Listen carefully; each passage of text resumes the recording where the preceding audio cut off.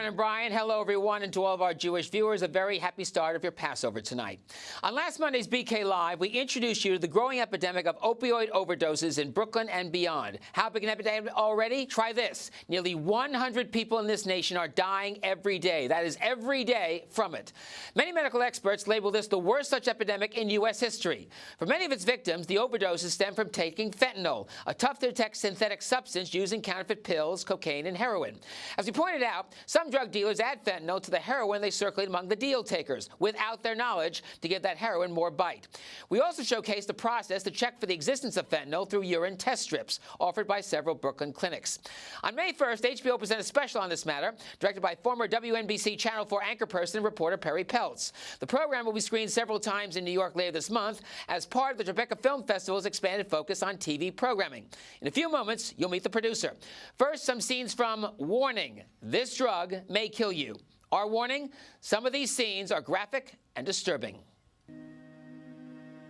In the beginning, I would just take my Vicodin as prescribed when I was in pain, but it gradually got worse over time.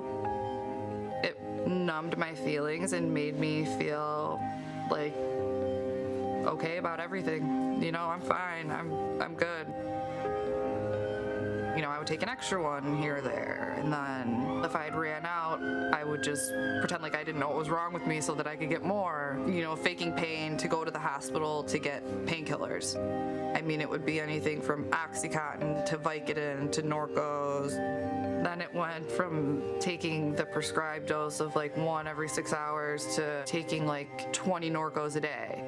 I'm going through a month prescription in 2 days. And I called my mom crying and I was like, I don't know what's wrong with me. Mom, I can't stop taking these because when I stop taking them, I don't feel good. I said, well, we need to talk to your doctor. And he wrote me another prescription for Percocets, which was... And now here in our studio, producer Sascha Weiss. Sascha, welcome to BK Live. Hi, nice to meet you. Why is this happening? Well, this epidemic has been going on really since the mid-90s. We've seen the number of overdoses from opioids quadruple since 1999. I think that the roots of this epidemic were with the introduction of the drug Oxycontin from the pharmaceutical company Purdue Pharma in 1996.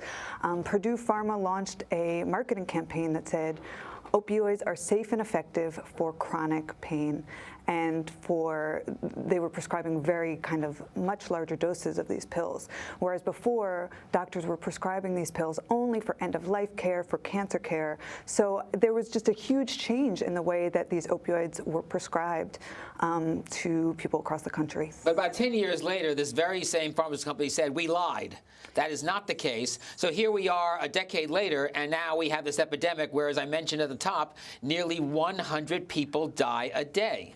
Yeah, I think that in 2007 there was a lawsuit and Purdue Pharma pled guilty to misleading the public about the risks of addiction. But I think prescribing practices haven't quite followed suit. I think that doctors and dentists are still prescribing large numbers of these pills. The tide is starting to turn. The CDC put out guidelines that are changing the way that Center for doctors... Disease Control? Mm-hmm. Yeah, they put out guidelines to say that really these should not be used for long-term chronic illnesses, and that they should only be used for acute pain for 3 to 7 days.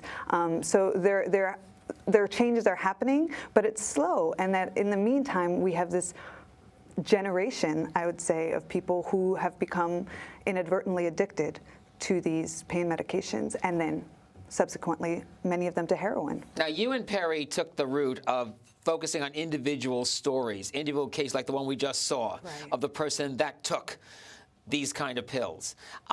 Through those stories and through the research that you and your team did, what did you find out about this epidemic in terms of how do we deal with this? How do we get this under control? Well, Perry and I decided to focus on these personal stories because we thought, you know, so often we read about the statistics, but we don't understand it through a human level. We don't understand what it's like for parents to lose their children or children to lose their parents to this epidemic.